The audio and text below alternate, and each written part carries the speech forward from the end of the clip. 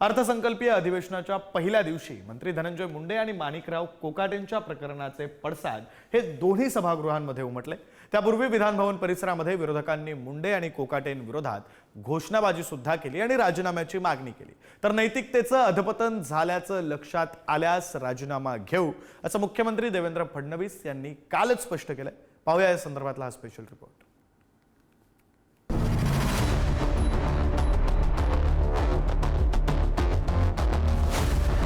राजीनामा या दोन नेत्याचा घेतला जात नसेल म्हणजे सरकारला कुठेतरी अहंकार आलाय। सरकार कोणाला घालायचे सरकारच्या मनावर आहे। सरकार मला नाही वाटत त्यांना पेट्या घालेल। दोषारोप सिद्ध झाल्याशिवाय राजीनामा घेण्याचा प्रश्न उद्भवत नाही।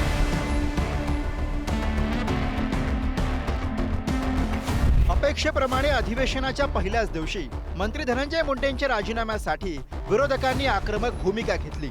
नैतिकतेच्या आधारे मुंडे राजीनामा देत नसल्यास त्यांच्या हकालपट्टीची मागणी केली, पण नैतिकतेचं अधपतन झाल्याचं लक्षात आल्यास राजीनामा घेऊ असं मुख्यमंत्री देवेंद्र फडणवीसांनी स्पष्ट केलं।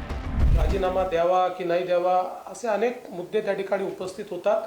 त्या संदर्भात भरपूर चर्चा आमच्याकडे झालेली आहे आणि त्या चर्चेअंतीच आता जे काही मी आपल्यासमोर वस्तुस्थिती मांडली ती वस्तुस्थिती मांडली आहे।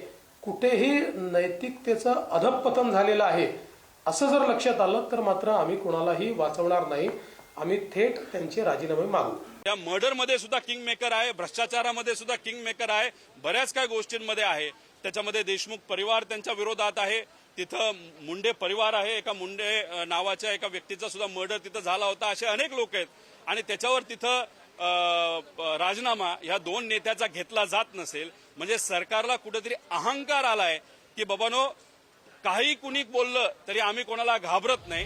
भ्रष्टाचाराचे आरोप आणि वाल्मिक कराडशी असलेल्या संबंधांमुळे धनंजय मुंडे पुरते घेरले गेलेत। धनंजय मुंडेंना मंत्रिपदावर कायम ठेवल्यानं महायुती सरकारच्या प्रतिमेला रोजच तडे जात आहे। पण असं असताना सुद्धा मुंडेंच्या राजीनाम्यावरून टोलवाटोलवीचा खेळ रंगल्याचा आरोप होतोय।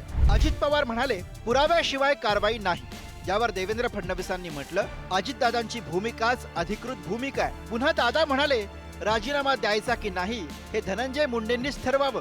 ज्यावर मुख्यमंत्री फडणवीस म्हणाले नैतिकतेचं अधपतन झाल्यावर राजीनामा मागू।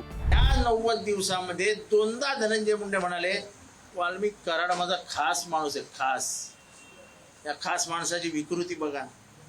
आणि त्यामुळे या सगळ्या परिस्थितीचा विचार केल्यानंतर धनंजय मुंडे यांना मंत्रिमंडळात का ठेवलंय हा प्रश्न महाराष्ट्रासमोर आम्हा सगळ्यांना आहे।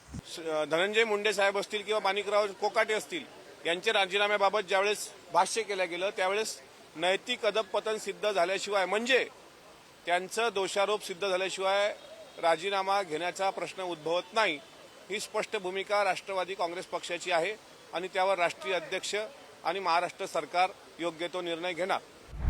संतोष देशमुख हत्या प्रकरणातील मास्टरमाइंड वाल्मिक कराडशी निकटचे संबंध असल्यानं धनंजय मुंडेंच्या अडचणी वाढल्यात। तसंच कृषी मंत्री असताना घेतलेले निर्णय वादात सापडलेत। धनंजय मुंडेंचा राईट हँड वाल्मिक कराड संतोष देशमुख हत्या प्रकरणाचा मास्टरमाइंड। मुंडेंच्या शासकीय बंगल्यावर जून 2024 मध्ये पवनचक्की कंपनीच्या खंडणीबाबत बैठक झाल्याचा सुरेश धस यांचा आरोप। मुंडे कृषी मंत्री असताना पीक विम्यात 300 कोटींचा घोटाळा झाल्याचा आरोप। पालकमंत्री असताना 73 कोटींची बोगस बिलं काढल्याचा भाजप आमदार सुरेश धस यांच्याकडनं आरोप। कृषी मंत्री असताना बदल्यांमध्ये 100 कोटींचा भ्रष्टाचार केल्याचा सुरेश धसांचा आरोप। धनंजय मुंडेंच्या 2 कंपन्यांना महाजेनकोचे कंत्राट मिळाल्याचा अंजली दमानिया यांचा दावा। कृषी साहित्य खरेदीमध्ये 275 कोटींचा भ्रष्टाचार केल्याचा अंजली दमानिया यांचा आरोप। संतोष देशमुख यांच्या इतक्या निर्घृण हत्येनंतर धनंजय मुंडेंकडनं मला खरं तर नैतिकतेची अपेक्षाच नव्हती, पण शासनाने ते राजीनामा देत नाहीयेत म्हटल्यावर खरं तर त्यांना बडतर्फ करायला हवं होतं, पण तसं करताना आपल्याला शासन सुद्धा दिसत नाहीये। या गोष्टीची नक्कीच खंत आहे माझ्या मनात। वाल्मिक कराड त्यांचा मित्र आहे हे सगळं ठीक आहे, त्यामुळे त्यांनी राजीनामा द्यायचा की नाही अशा पद्धतीची चर्चा सध्या सुरू आहे। त्यामुळे मला असं वाटतं की राजीनामा द्यायचा की नाही, पण खुनाच्या आरोपामध्ये काही त्यांचा संबंध नाही। पण खुनाच्या आरोपीशी त्यांचे पूर्वीपासून संबंध होते म्हणून नैतिकतेच्या आधारावर त्यांनी राजीनामा द्यावा अशी मागणी आहे. तर ते काय करायचं ते माननीय मुख्यमंत्री देवेंद्रजी निर्णय घेतील आणि अजितदादा निर्णय घेतील. दरम्यान कृषी मंत्री माणिकराव कोकाटेंच्या राजीनाम्यासाठी विधान परिषदेत विरोधकांनी गदारोळ घातला. विरोधी पक्षनेते अंबादास दानवेंनी सरकारला घेरण्याचा प्रयत्न केला. तर न्यायालयाच्या निर्णयानंतर माणिकराव कोकाटेंच्या राजीनाम्याचा निर्णय घेतला जाईल असं मुख्यमंत्री देवेंद्र फडणवीसांनी स्पष्ट केलं. एका मंत्र्याला शिक्षा झालेली आहे आणि या शिक्षेला कोणत्याही प्रकारची स्थगिती आतापर्यंत नाही. 2 वर्षाची शिक्षा झालेली आहे. तर सरकारची याच्यात भूमिका काय? सरकारची याच्यात भूमिका काय? जरा सभागृहांनी सरकारने जर पाहिजे होता. आपण त्या संदर्भात कोर्टाने सुनावणी पूर्ण केलेली आहे आणि क्लोज फॉर ऑर्डर ठेवलेला आहे.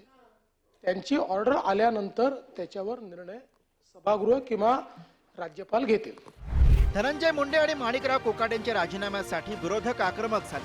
पण नैतिकतेचं अधपतन झालंय असं वाटल्यास थेट राजीनामा मागू असं मुख्यमंत्री देवेंद्र फडणवीसांनी म्हटलंय. यामुळे तुर्तास मंत्री मुंडे आणि कोकाटेंचा राजीनामा घेतला जाणार नाही असंच यातून अधोरेखित होत आहे. ब्युरो रिपोर्ट, पुढारी न्यूज.